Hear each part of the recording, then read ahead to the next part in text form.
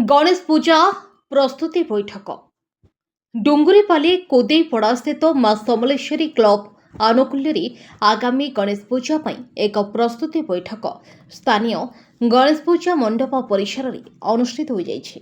ए वर्ष 35 वर्ष पदार्पण करुथबारु गणेश पूजा को धूमधाम और शांति श्रृंखला आयोजन करने दिगरे बैठक में निष्पत्ति निया जाइछि। प्रस्तुति बैठक हेमंत कुदेईଙ୍କ सभापतित्व आरंभ होइतिला एवं से पूर्व वर्षर खर्च विवरणी प्रदान करथिले।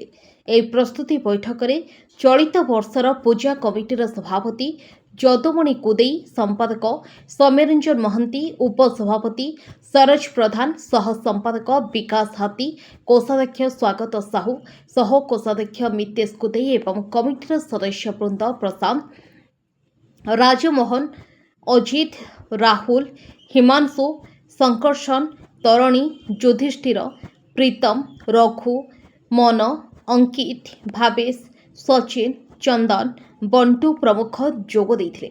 आसंता अगस्ट 27 हेबाकु थिबा गणेश पूजा पई 10 दिन व्यापी विभिन्न कार्यक्रम करने निमंते बैठक में निष्पत्ति निया जाइथिला।